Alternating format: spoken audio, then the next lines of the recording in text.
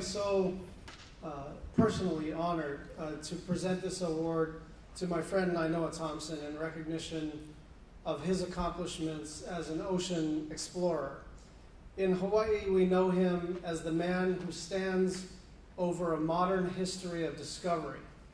How Native Hawaiians built hokulea, a traditional wooden double-hulled canoe, and sailed back to Tahiti, where they had originally come from. Before hokulea, scientists had debated where the Native Hawaiians had originally come from. Linguistics and oral traditions pointed towards Southeast Asia, but some questioned whether that was possible with traditional Polynesian double-hulled canoes.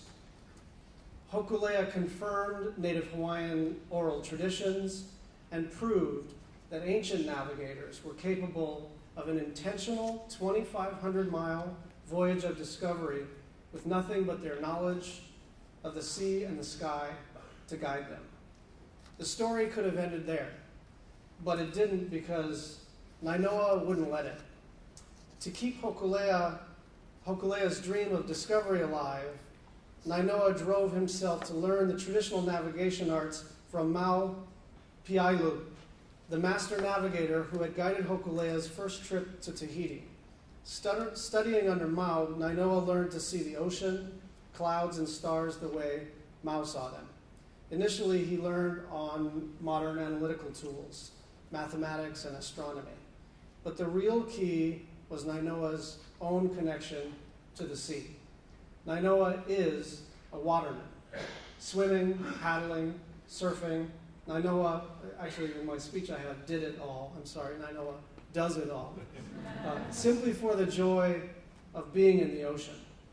With Mau, this connection grew and deepened when Hokulea sailed the round trip again in 1980, this time under the guidance of Nainoa himself, Hawaii's new master navigator. Since that time, Nainoa has sailed Hokulea further and further. Under his leadership, she has become an anchor for Native Hawaiians that affirms their unique knowledge and technical skill sets. Earlier, I remarked that Hokulea proved what Native Hawaiians were capable of to the world. But importantly, Hokulea also proved what Native Hawaiians were capable of to themselves. And right now, as we speak here today, Hokulea has landed in Australia, and from there she will continue on a historic voyage around the world. Congratulations for this milestone. Under your leadership, Nainoa, Hokulea started as a Hawaiian vision, but it has grown to be a Pacific vision. Soon it will be a global vision. Please join me in recognizing Nainoa Thompson. I'm at this point very intimidated by, to be very honest, I'm not good at speeches. And intimidated by the work that have preceded me. I'm even intimidated by that little girl by the name of Madison, what she's done, starting at 8 years old and being 21 years old, and having to see someone so young as an inspiration to all young people on the earth, that a single individual that is committed and courageous and focused on the right things can change the world.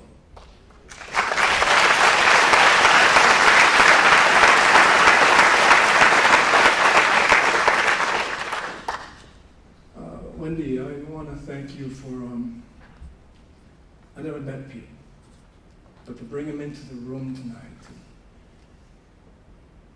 have him here, to see him, to feel him, and to understand him. Now I understand what the award's about. So it was a very precious moment that you allowed me to touch him and understand him in a deep way. So thank you very much. And to all the awardees and to Your Serene Highness, thank you for making the time and the effort to be here. You intimidate me, but it also honors me at the same time. And you do, because let me just please just be honest. If the award is reflective of the importance of the power of exploration,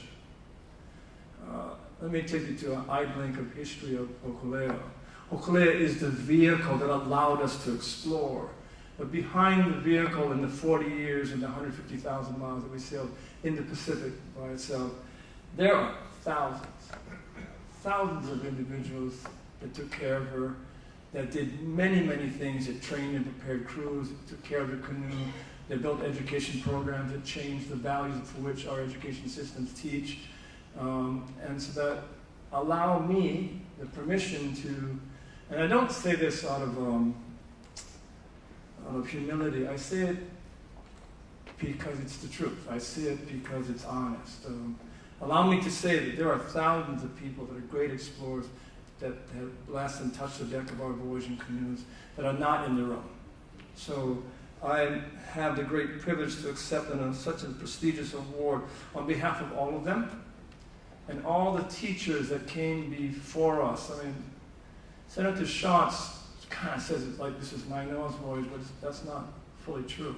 There's a whole generation of teachers, the power of the teachers and the mentors that we had that showed us the way, that helped us. When the ocean puts you on your knees, when you find out how unprepared you are, when it engulfs you, it's those teachers that helped you, pick you off the deck, carry you, get you through the days that go really bad out there.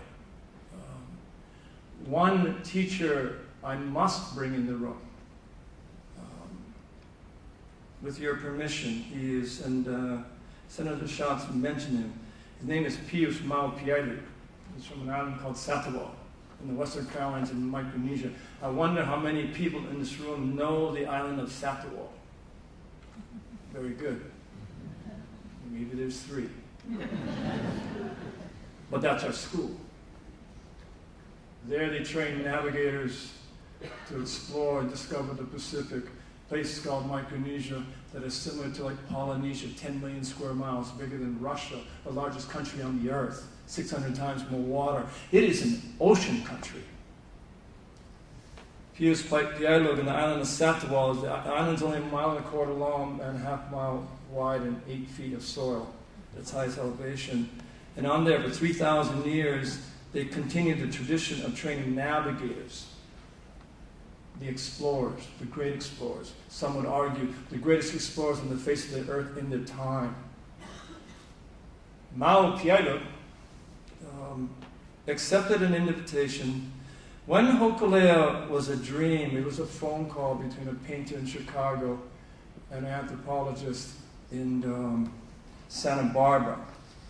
Wanted to restore culture, wanted to challenge Thor Heyerdahl, they wanted to challenge the critics of anthropologists throughout the world, said that the Polynesians didn't have the intelligence to navigate over 100 miles.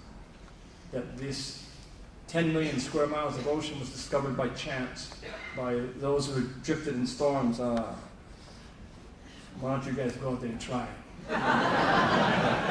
And drift around all you want.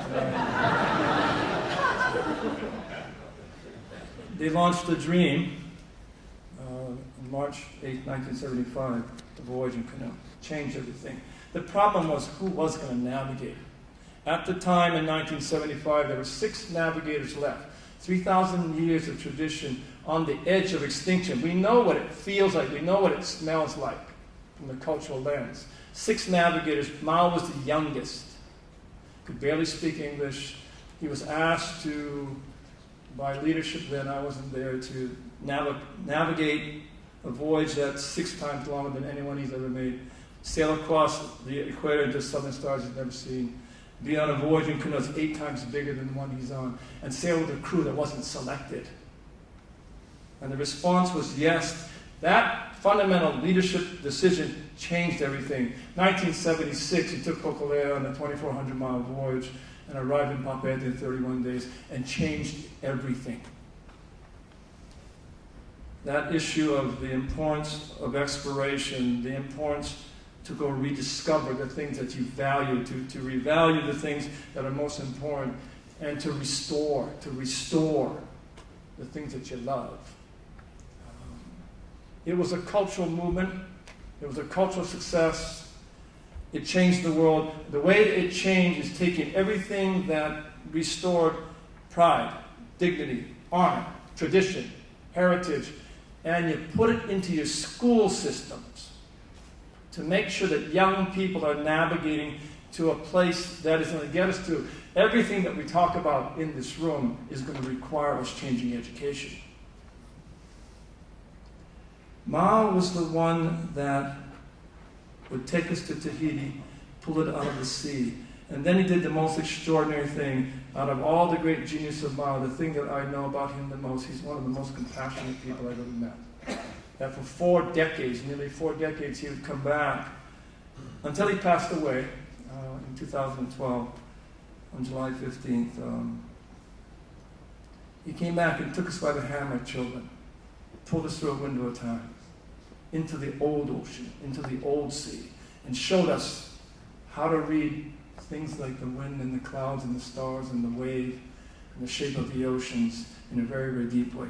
Nobody else on the planet could do that. He was the youngest and he was the last. So thank you for the ability to bring him into the room. But what Mao allowed his students to do was to explore, to sail, for their values, for their beliefs, and their sense of purpose, and things that you have to do for the betterment of who you serve. And he allowed us to sail about 150,000 nautical miles in 12 major voyages throughout the Pacific. I won't go through all the places that we've been, but what he allowed us to do was hear another conversation from Pacific Islanders, those who depend on their livelihood of the ocean. A conversation that over time in the beginning 70s was absent. Today, they start to talk about words like climate change. They start talking about the oceans in a very different way. And we were compelled by duty to our family in the Pacific to continue to sail. The worldwide voyage was really not our idea. It's a set of responsibilities. But one of the things that is very difficult, it took us 22 years to let go of the lines from the original idea, talking to Pacific Islanders and others. What we needed was the navigator. We needed the navigator. We needed the one that really understood, that could bring a sense of vision and a sense of purpose and a sense of commitment to what we love the most, the oceans. And let me say, I was in, about 10 years ago, I found a navigator.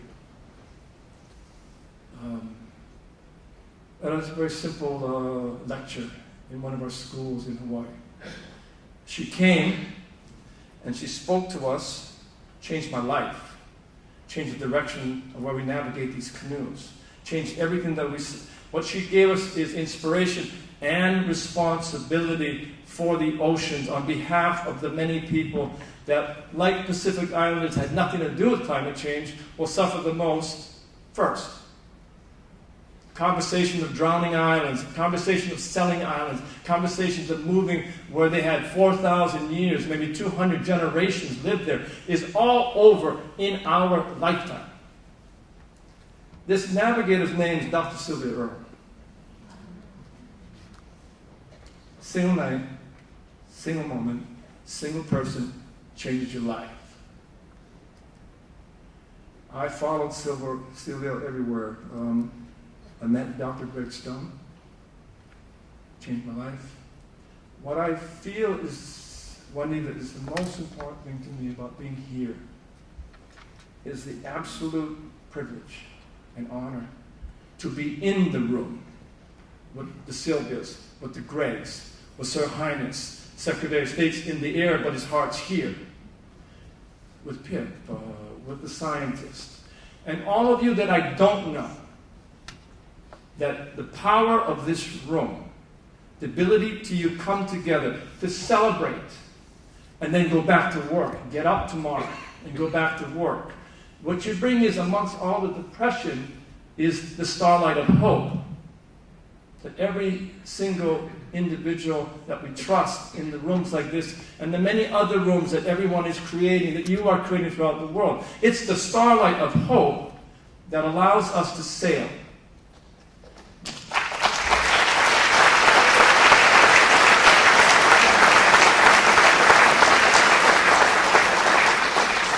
Wendy, David, you are our navigators, you are our strength. On behalf of all of us who sail these voyaging canoes and for my family across the Pacific, we're deeply indebted for all of your work and everybody else's work in this room. aloha, aloha, aloha pume hana.